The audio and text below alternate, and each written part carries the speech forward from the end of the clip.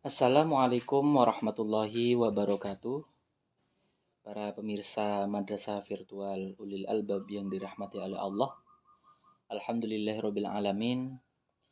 Pada kesempatan kali ini kita bisa melanjutkan kembali kajian kitab Nasyai'ul Ibad karangan Syekh Nawawi Al-Jawi. Mari kita awali kajian ini dengan membaca surah Al-Fatihah. Semoga apa yang kita pelajari kali ini bermanfaat di dunia maupun di akhirat. Ala hadhihi niyah wa ala kulli niyatin sholihah. Al-Fatihah. A'udzubillahi minasyaitonir rajim. Bismillahirrahmanirrahim.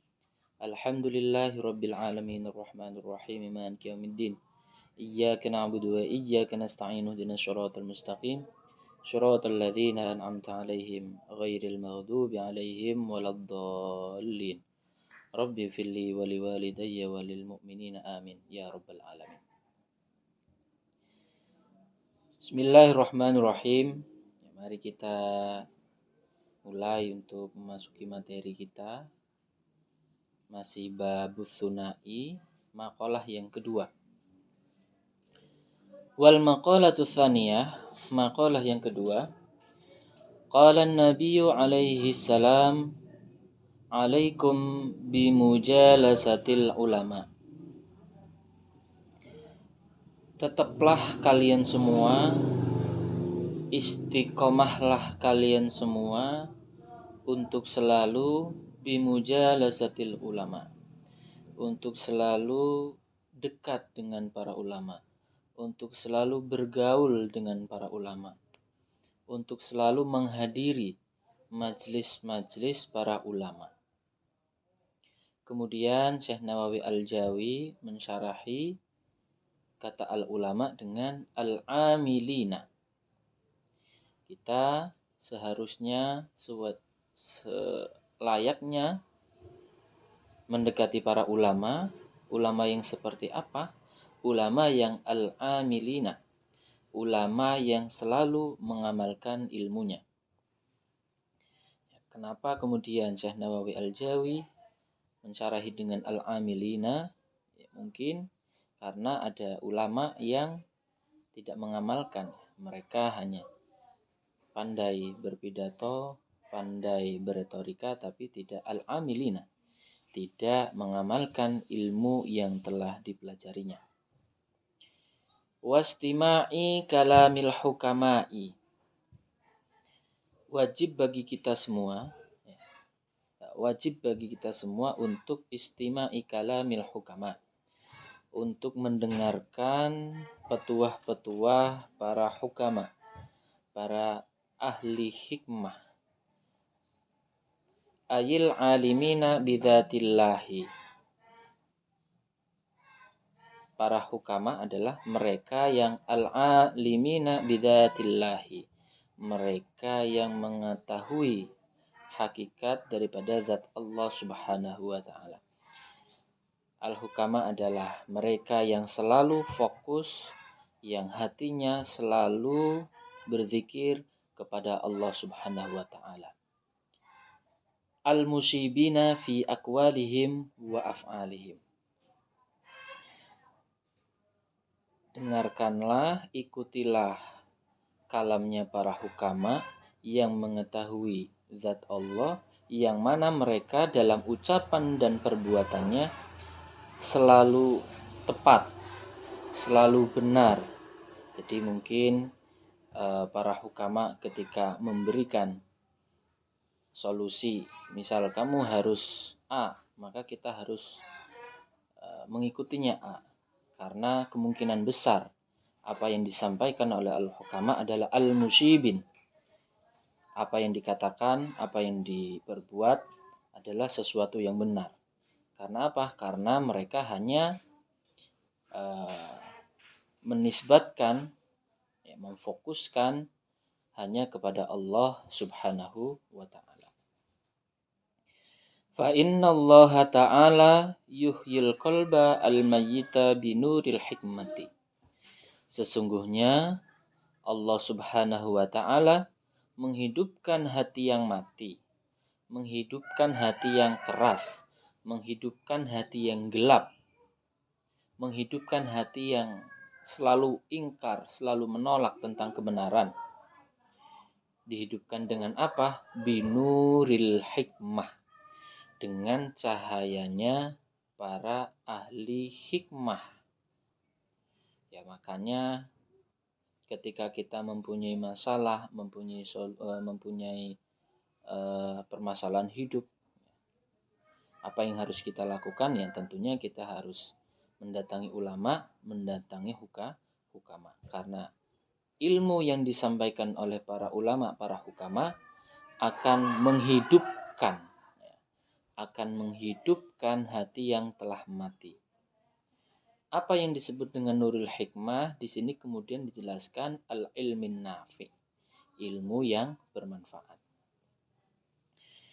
Fa inna Allah ta'ala yuhyil qalbal mayyita binuril hikmah kama yuhyil ardo al-mayyitata bima'il matar. Allah Subhanahu wa ta'ala menghidupkan hati yang telah mati, hati yang gelap, hati yang keras, dengan cahaya hikmah yang diberikan oleh Allah, seperti halnya kama yuhyil ardo, seperti halnya Allah menghidupkan tanah yang telah kering, tanah yang telah mati dengan waktu yang sangat lama, bima'il matori, dengan air hujan. Ya, tentunya ya ketika tanah itu sudah kering, sudah mati selama beberapa bulan misal, kemudian dihujani dengan bima'il mator, dijatuhi dengan air hujan, maka tentu tanah tersebut akan menjadi hidup kembali, akan menjadi segar kembali. Wa fi riwayatit Tabrani an Abi Hanifah. Ya, dalam sebuah hadis, ya tentunya ada sebagian redaksi hadis berbeda. Ya, ada kemungkinan berbeda redaksinya dengan hadis yang lain karena berbedanya jalur, karena berbedanya riwayat. Maka kemudian di sini Syekh Nawawi Al-Bantani Al-Jawi menyebutkan hadis-hadis yang mana redaksi tersebut ya sebenarnya intinya sama tapi redaksinya berbeda, secara redaksional berbeda. Wa fi riwayatit Tabrani an Abi Hanifah jalisul kubara wasailul ulama wa khalitul hukama. Jalisul kubara, dekatilah, bermajlislah, datangilah majlis-majlis al-kubara, orang yang besar, orang yang mempunyai ilmu pengetahuan yang tinggi, orang yang mempunyai ilmu agama, ya tentunya ilmu agama yang sangat luas. Siapa al-kubara? Ya, kubara, al-kubara nanti akan dijelaskan di penjelasan selanjutnya. Wasailul ulama, dan tanyalah kalian dan mintalah solusi al-ulama kepada para ulama. Wa khalitul hukama, dan berbaurlah dan bersosiallah dengan para hukama. Wa fi riwayatin, dan pada riwayat yang lain, jalisil ulama wa sahibil hukama wa khalitil kubara. Duduklah dengan para ulama, duduklah dengan mereka yang mempunyai ilmu hikmah, berbaurlah dengan orang yang besar, orang yang memiliki ilmu agama yang luas. Ya, apa yang telah dibahas di atas tadi tentu ada 3 istilah yang mungkin butuh penjelasan lebih lanjut. Yang pertama adalah al-ulama, kemudian al-hukama, al-ulama, al-hukama, dan yang terakhir al-kubara. Maka Syekh Nawawi Al-Jawi ya kemudian melanjutkan untuk menjelaskan 3 istilah tersebut. Fa innal ulama'a salasatu aqsamin. Sesungguhnya ulama, ya, itu terbagi menjadi 3 macam, 3 kategori. Apa itu? Yang pertama, al-ulama'u bi ahkamillah.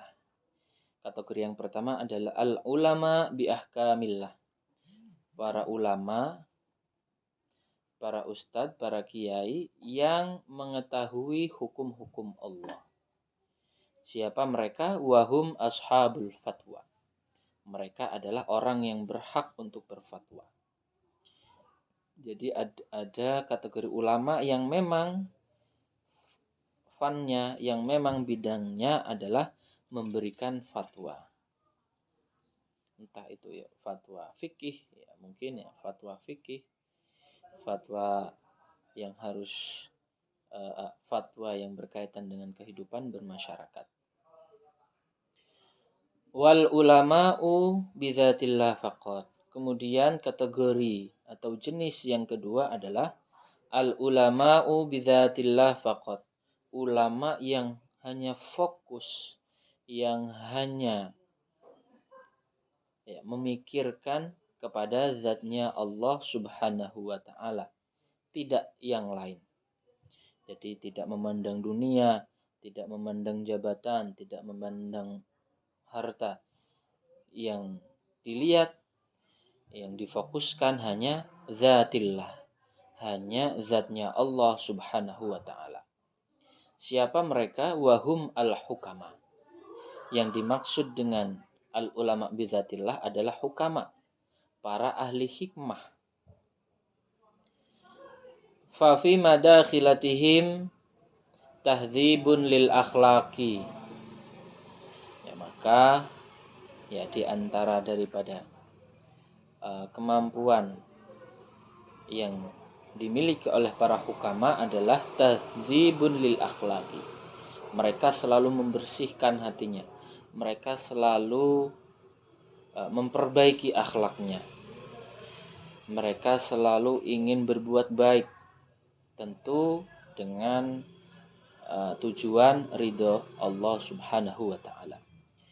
Li'annahum asyraqat qulubuhum bima'rifatillah wa asyraqat asraruhum bi anwari jalalillah. Ya.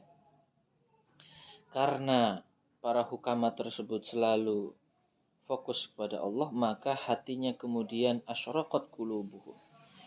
Ya, hatinya kemudian bersinar, ya. Hatinya kemudian bercahaya.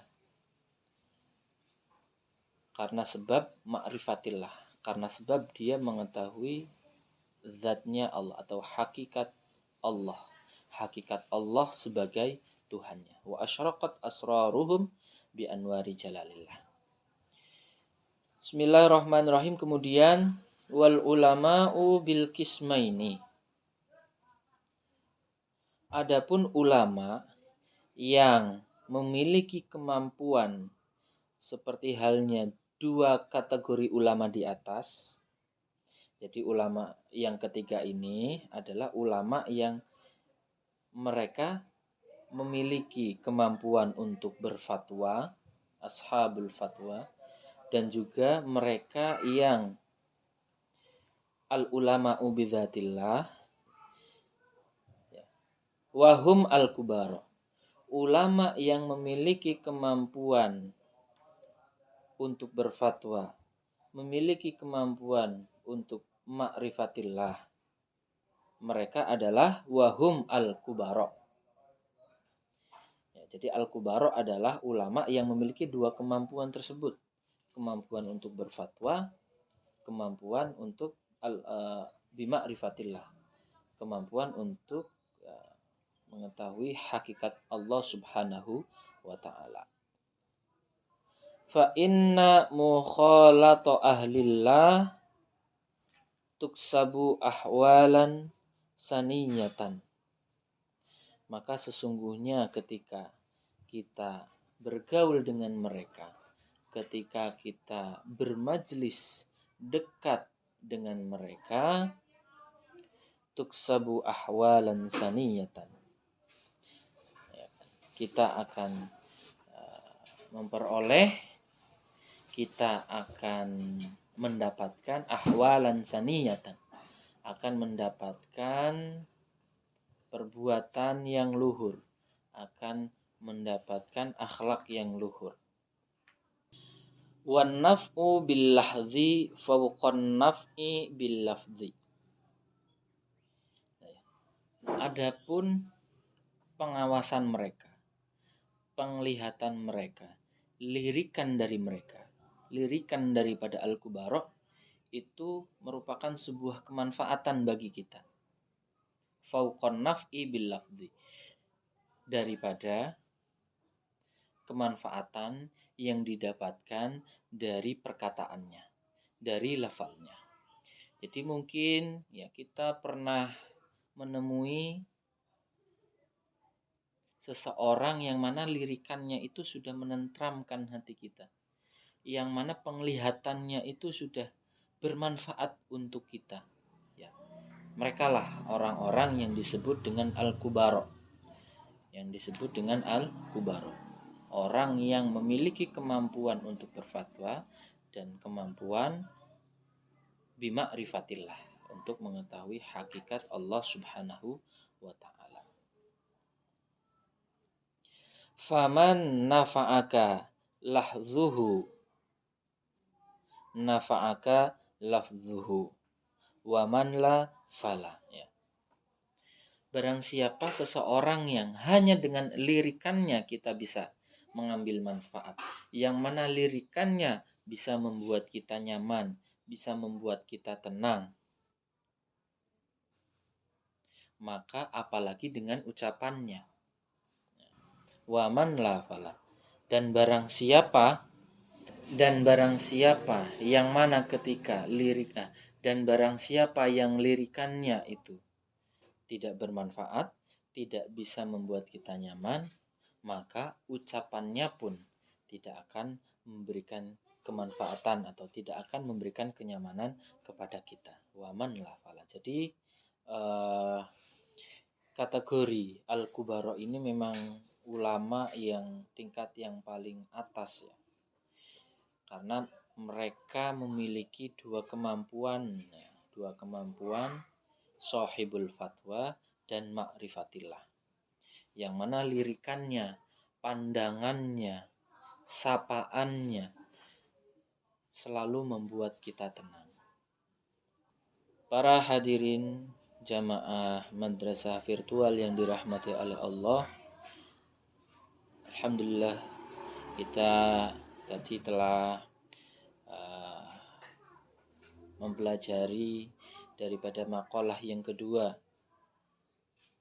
dari kitab Nashaihul Ibad, yang mana inti daripada apa yang telah kita baca tadi adalah yang pertama, kita sebagai seorang muslim, lebih-lebih kita sebagai seorang awam yang butuh nasihat, yang butuh arah, yang butuh jalan yang baik, jalan yang benar.